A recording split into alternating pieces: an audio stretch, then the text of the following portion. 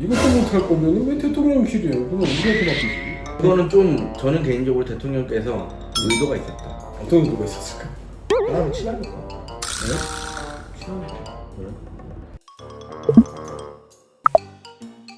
안녕하세요. 주변들의 정민근 변호사. 안녕하세요. 손대성 변호사입니다. 대통령의 그 인사권의 발동의 문제가 항상 이제 예전부터 네. 문제가 많이 되어 왔는데 지난주에 문제되는 인사가 하나 나왔었어요. 사실은 뭐 저도 아들 키우는 입장에서 아이 교육을 잘해야겠다. 아유. 이런 생각이 많이 듭니다.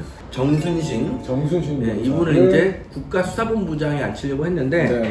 결과적으로는 임기가 시작하기 전에 사직했고 대통령도 임명을 철회했기 때문에 뭐 임명되진 않았어요. 과연 이제 정순신 예정자가 실제로 학폭 관련해서 문제가 있었는지 그거부터 한번 말씀 나눠보죠. 저희가 그래가지고 판결문 입수했어요. 그죠? 판결문이 있어요.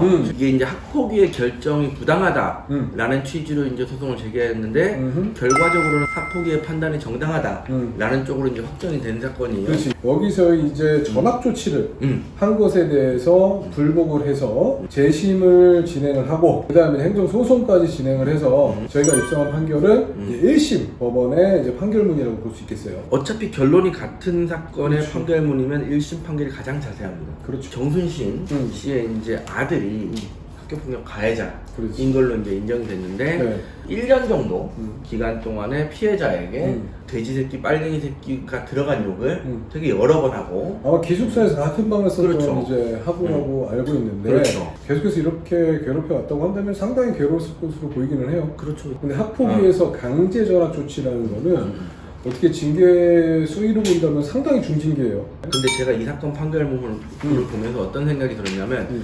재판부마다 판결을 할 때 어떤 생각, 어떤 기조를 가지고 판결을 하느냐가 다 다르거든요. 근데 이 사건의 판결문은 쉽게 말하면 야, 자료가 이렇게 많아. 우리는 진짜 열심히 다 볼 거 다 보고 확실하게 판단한 거니까 확실하게 한번 봐봐 라는 재판부의 좀 강한 자신감? 이런 게 느껴지는 저는 판결문이었어요. 오바야. 행정소송의 판결문을 받아보면 이런 경우가 많아요. 어쨌든 간에 이 사건 같은 경우에는 대법원까지 올라가서 이미 판결이 확정이 됐어요. 그렇기 때문에 법원의 그 확정된 결정에 대해서 뭐 왈가왈부 해봤자 어떻게 할 수가 없어. 그렇기 때문에 이미 학폭 관련해서는 자녀의 교육의 문제점을 인정을 하고 네. 또 당사자가 퇴사를 결정을 한 게 아닌가라는 생각은 들어요. 신체적인 폭행은 없었어요. 이렇게 뭐 진술서나 선생님들의 진술이나 이런 게 많이 확보됐는데 때린다거나 상해를 입혔다거나 이런 것이 드러나 있지 않는 거 보니까 실제로 없었던 것 같아요. 사실 부모 입장이나 당사자 입장이나 그걸 상담해주는 이제 변호사 입장에서 봤을 때 한 번 더 다퉈보자. 한번 다퉈봄직한 사건이다라고 판단했을 수가 있기 때문에 법률적으로 있는 절차를 가지고 절차를 거쳤다고 뭐 반성을 안 했다라고 이제 비난을 하는 것은 그거는 너무 나간 비난이다라고 생각이 듭니다. 그럼 이제 정순신 내정자가 자진 사퇴를 하고 이제 정부 측에서도 이제 임명을 철회한 거 이거에 대해서는 어떻게 생각하세요? 이거는 뭐 어쩔 수 없는 거죠.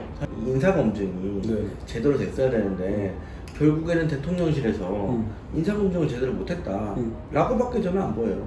이분이 그 한동훈 법무부 장관이랑 동기예요. 소위 말하는 윤석열 사단 중에 한 명이었다고 하더라고요. 그러면 사실은 더 잘 알 수 있었을 텐데. 이것도 못할 거면 왜 대통령실이에요? 그냥 우리한테 맡기지. 얼마 정도 받으면 적당할까?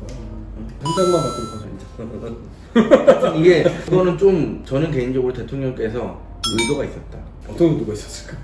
나랑 친하니까. 네? 친하니까. 그래? 학폭 사건 관련해서도 지금 사건에도 보다시피 그냥 뭐 폭행을 직접적으로 한다던가 아니면 상해를 입힌다던가 하지 않더라도 그 옛날 무슨 영화지 올드보이였나?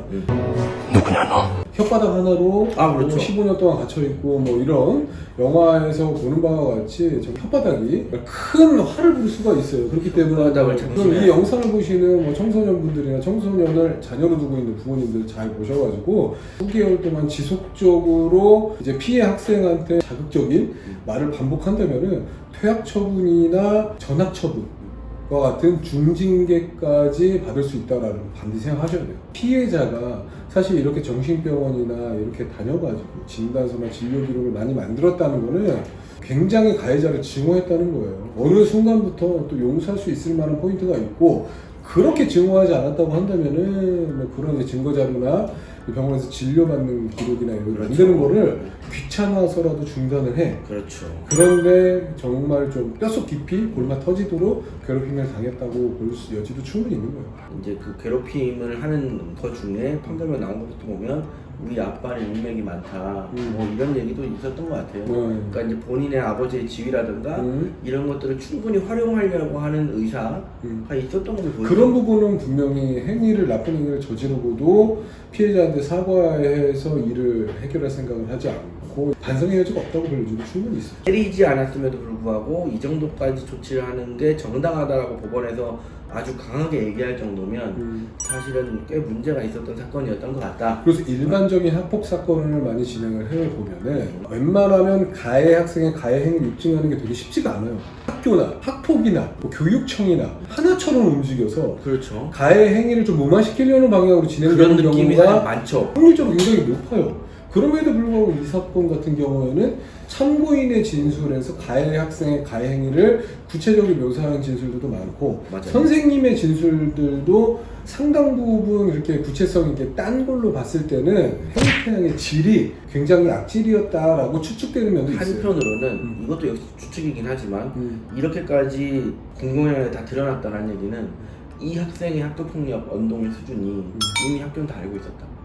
학교에서도 이거 어떻게 해야 되는지 문제를 굉장히 심각하게 인식하고 있었다 네.